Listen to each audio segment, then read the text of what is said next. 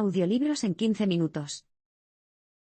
Suscríbete al canal y explora un nuevo libro cada día.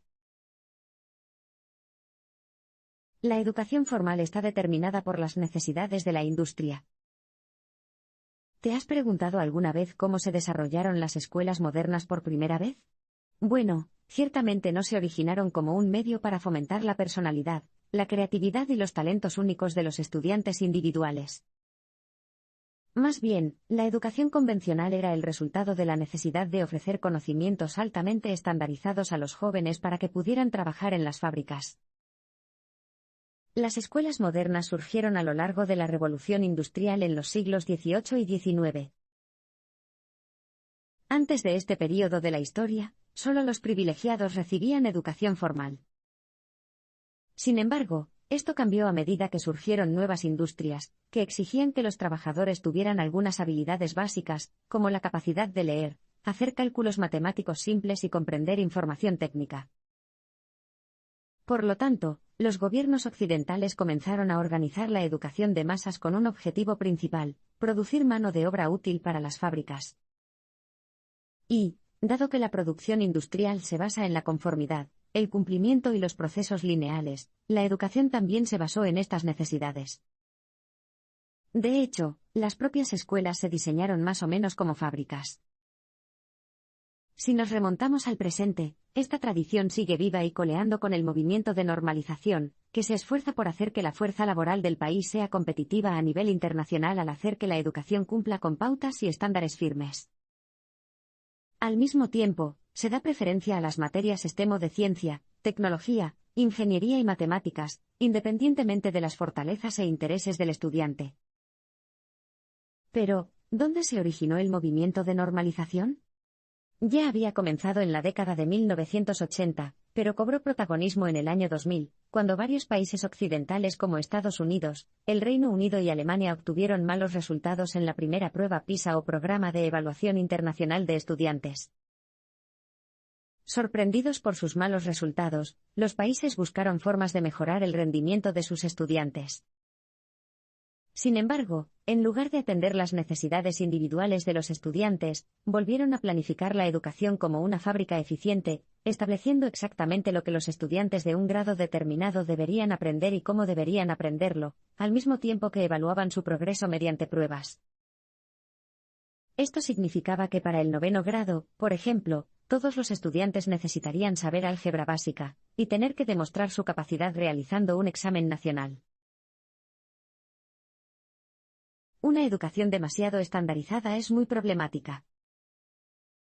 Si regalaras un dispositivo digital nuevo y desconocido a varios amigos diferentes, descubrirías que cada uno de ellos abordaba el objeto de forma un poco diferente. Algunos empezaban por leer el manual, otros buscaban información en Internet y otros simplemente lo encendían y jugaban con él. El punto es que, por mucho que nuestras escuelas piensen lo contrario, los seres humanos no pueden estar estandarizados, y la educación tampoco debería serlo. Después de todo, de este pequeño experimento mental queda claro que tus amigos no aprenden de la misma manera, y los escolares tampoco. Sin embargo, las escuelas los tratan como si lo hicieran. Por ejemplo, se espera que todos aprendan sentándose en clase, y escuchando a los maestros explicar las cosas, aunque esto no se ajuste a sus estilos de aprendizaje personales. No solo eso, sino que no todos los estudiantes aprenden al mismo nivel en todas las materias a la misma edad. Algunos alumnos de primer grado pueden tener conocimientos avanzados de matemáticas, pero aún así tener dificultades con la lectura, mientras que otros son exactamente lo opuesto. Sin embargo, todos estos estudiantes se agrupan por edad, no por sus niveles de habilidad. Dada esta realidad, no es sorprendente que el movimiento de normalización no haya logrado mejorar los resultados educativos. Después de todo, una educación basada casi exclusivamente en ejercicios y pruebas destruirá la creatividad del alumno y lo llevará a desconectarse. Y los estudiantes desinteresados no aprenden bien. En 2012, el 17% de los graduados de escuelas secundarias estadounidenses no podían leer ni escribir con fluidez, y el 21% de las personas de entre 18 y 24 años ni siquiera podían señalar el Océano Pacífico en un mapa. Pero más allá de eso, los estudiantes con habilidades ajenas a las áreas académicas prescritas, como los que son buenos con las manos o que son excelentes cantantes, también pueden desanimarse ante las incesantes evaluaciones que exige el movimiento de estandarización. Como resultado, pueden terminar sin trabajo, en prisión o alejados de la sociedad. Peor aún, los estudiantes de entornos desfavorecidos tienen incluso más probabilidades de fallar en el sistema educativo moderno. E incluso si tienen éxito, hoy en día un título universitario no garantiza un trabajo. Así que, claramente, algo tiene que cambiar. La agricultura orgánica se basa en 4 principios que se aplican fácilmente a la educación. Es fácil pensar en nuestro sistema educativo como una fábrica e igual de fácil verlo como una granja porcina industrial, todo gira en torno a los resultados. Mientras los cerdos crezcan lo suficientemente rápido, a los granjeros industriales no les importa si los animales están enfermos o si la granja está dañando el medio ambiente. Y si bien los estudiantes de hoy en día no están engordando, la educación de masas se basa en los rendimientos. Se centra demasiado en los resultados de las pruebas, y en la cantidad de graduados que se producen. Ya vimos cómo está fallando este sistema, pero, ¿hay uno mejor? Bueno, tal vez podamos inspirarnos en la agricultura orgánica, que se basa en 4 principios: salud, ecología, equidad y cuidado. Por ejemplo, un sistema basado en la salud, la ecología, la equidad y el cuidado está diseñado para mejorar la vida de todos los involucrados, incluidos los cerdos, los trabajadores y los consumidores. Pero también se basa en sistemas ecológicos y trabaja en armonía con ellos. Eso significa que las plantas se cultivan mediante ciclos biológicos naturales. Y, dado que la agricultura orgánica se basa en la equidad y el cuidado, se esfuerza por proporcionar buenas condiciones de vida a las generaciones presentes y futuras. Cuando se aplican a la educación, estos principios funcionan a la perfección. Esto se debe a que, si bien las escuelas convencionales se centran principalmente en los logros, ya sean académicos o deportivos, las escuelas orgánicas se preocupan por el desarrollo integral del estudiante para que se convierta en una persona sana física, emocional e intelectualmente. Pero eso no es todo. La educación orgánica también se basa en el sistema ecológico de la comunidad escolar para fomentar las habilidades de todos los estudiantes. La escuela primaria Grange de Nottingham está dirigida como una ciudad por sus estudiantes. Cuenta con un ayuntamiento, un periódico e incluso un mercado de alimentos. A medida que los estudiantes trabajan en la escuela e interactúan entre sí, aprenden una amplia gama de habilidades, desde habilidades sociales hasta aritmética. Además, la educación orgánica es justa porque aprecia a todos los estudiantes, no solo a los que tienen dotes académicas. Y, por último, los maestros y mentores tratan a los estudiantes con compasión para brindarles las mejores condiciones para su desarrollo. En otras palabras, los tratan con cuidado. Pero, ¿qué pasa si eres profesor en una escuela que aún no es tan orgánica desde el punto de vista creativo? ¿Qué puede hacer cada profesor para garantizar que sus alumnos aprendan sin perder la curiosidad y aumentar su creatividad? Sigue leyendo para averiguarlo. Los niños aprenden por naturaleza y el papel del maestro es guiarlos. Si entraras en un aula normal, verías a estudiantes que se aburren tontamente con casi todo lo que se les presenta. Si bien esta visión puede parecer normal, no debería serlo. Después de todo, los niños aprenden por naturaleza. Los bebés están tan ansiosos por explorar el mundo que cogen cualquier cosa nueva que puedan alcanzar. También absorben el idioma y, a menudo, lo dominan cuando tienen 2 o 3 años. Y este tipo de hambre de aprendizaje va mucho más allá de la infancia. Esto lo ilustró Sugata Mitra, profesor de tecnología educativa en la Universidad de Newcastle en 1999, cuando instaló un ordenador en la pared de un barrio pobre de la India, y observó las reacciones de los niños ante él. La interfaz solo se mostraba en inglés, algo que ninguno de ellos sabía, pero en unas pocas horas los niños descubrieron cómo usar la consola para jugar y grabar música. Por lo tanto, los niños son curiosos por naturaleza, y son los maestros los que deben fomentar esta curiosidad, no matarla. Aquí ayuda a pensar en el maestro como un jardinero. No puede obligar a los niños a desarrollarse, pero puede fomentar su inclinación natural hacia el crecimiento. He aquí cómo. Primero, debe lograr que los estudiantes se involucren aprovechando su curiosidad, creatividad y entusiasmo naturales para dominar nuevas habilidades. Una forma en que un profesor puede hacerlo es abordando los intereses de los estudiantes. Por ejemplo, una persona obsesionada con el béisbol apreciará la física si puede usarla para calcular la mejor manera de golpear una bola curva. Pero eso no es lo único que importa. Las expectativas y las relaciones del profesor con los estudiantes también son clave. Esto se debe a que una estudiante trabajará mucho más si su querida maestra espera que lo haga. Más allá de eso, los grandes maestros también entienden que los diferentes estudiantes requieren diferentes tipos de métodos de enseñanza. Por ejemplo, un entrenador de baloncesto podría darse cuenta de que un estudiante necesita que demuestre un tiro en lugar de simplemente describirlo. Y, por último, los maestros deben capacitar a sus alumnos para que crean en sí mismos, mostrándoles que pueden afrontar situaciones difíciles e inciertas siempre que mantengan la calma, la confianza y la creatividad. Las escuelas deben dar a los estudiantes 8 competencias básicas, empezando por la curiosidad, la creatividad y la crítica. Al abordar la educación, es importante que consideremos qué es exactamente lo que queremos que aprendan nuestros hijos. Hasta ahora, hemos respondido a esta pregunta con una lista interminable de materias, desde francés hasta álgebra. Sin embargo, para guiar a los estudiantes en el futuro, debemos enseñarles competencias, no materias.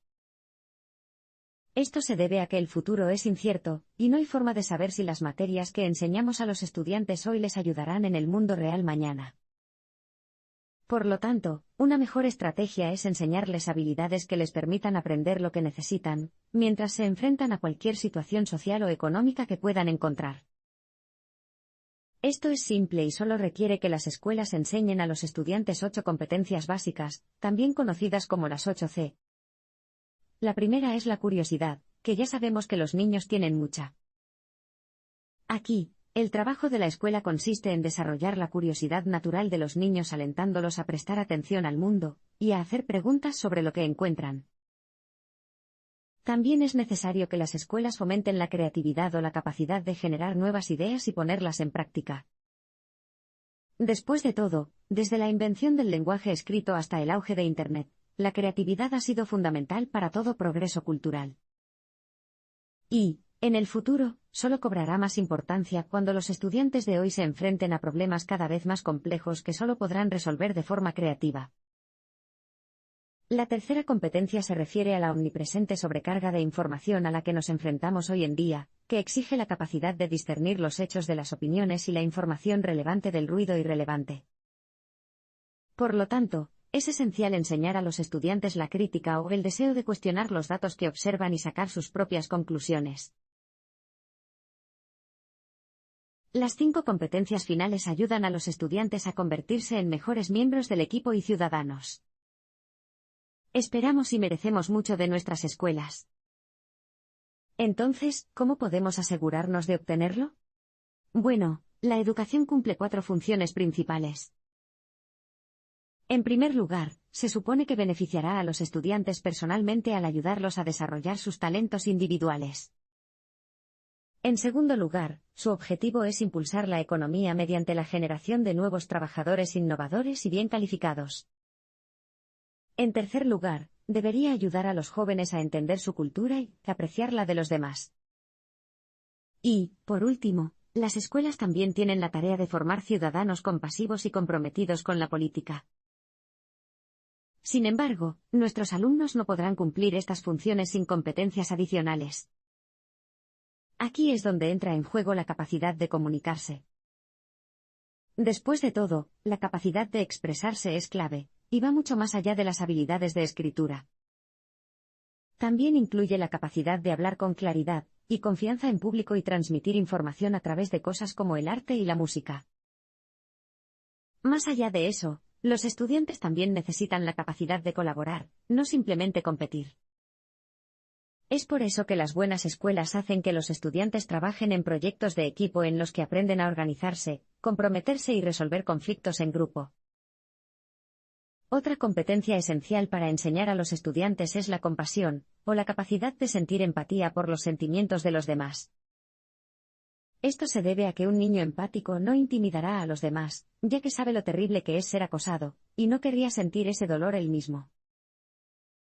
También es importante enseñar a los niños a mantener la compostura a través de la meditación, y otras prácticas de atención plena que les ayuden a conectarse con sus sentimientos mientras desarrollan el equilibrio interior. Por último, si bien las escuelas convencionales pueden enseñar los aspectos teóricos de la política, como el funcionamiento de las elecciones, lo realmente esencial es enseñar la ciudadanía. Hacerlo ayudará a los estudiantes a oponerse a la injusticia, y a utilizar la política en beneficio de sus comunidades. Esa es exactamente la idea de la escuela primaria de Grange, donde los estudiantes dirigen su propio consejo municipal. Todos pueden contribuir a mejorar nuestras escuelas. La educación no se limita a las escuelas, los profesores y los estudiantes. Naturalmente, el director de una escuela también es esencial para configurar el entorno de aprendizaje. Los directores creativos no solo administran las escuelas, sino que también lideran con una visión, y buscan nuevas formas de mejorar su escuela. Tomemos a Richard Herbert. Cuando se convirtió en director de la escuela primaria de Grange, realmente tuvo una visión que comenzó transformando la escuela en Grangeton, una ciudad modelo dirigida por estudiantes. Quería que los estudiantes aprendieran a través de actividades del mundo real. Por lo tanto, la visión de un director puede crear un propósito compartido. Todos los miembros de la comunidad escolar sentirán que sus acciones cotidianas contribuyen a una meta mayor. Más allá de eso, los grandes directores también se esfuerzan por invitar a todos los miembros de la escuela a compartir sus ideas, lo que también ayuda a construir una comunidad, y a demostrar a las personas que son importantes. Sin embargo, los directores no son los únicos que pueden moldear la visión de la educación, los formuladores de políticas también pueden ayudar a mejorar nuestras escuelas. De hecho, las escuelas pueden mejorarse incluso dentro de los estrechos límites de las estructuras políticas existentes. Sin embargo, los responsables políticos deberán colaborar con las escuelas y las comunidades. Y, por supuesto, deberán dar a cada escuela la libertad y los recursos que necesita para transformarse. Por ejemplo, los estudiantes de Carolina del Sur estaban por detrás del promedio nacional de lectura y matemáticas, y una cuarta parte de los estudiantes no se graduaban de la escuela secundaria en los 4 años normales. Luego, en 2012, un grupo de educadores se acercó a la Junta Estatal de Educación en busca de ayuda. Los políticos contrataron a Nueva Carolina, una empresa consultora sin fines de lucro, y preguntaron a personas de la comunidad, como maestros, padres y funcionarios municipales, cómo querían que cambiaran sus escuelas. Un gran número de personas aportaron ideas y, juntas, acordaron una lista de formas de mejorar la educación que ahora se están implementando en todo el estado. Este tipo de colaboración amplia es esencial si queremos transformar nuestras escuelas.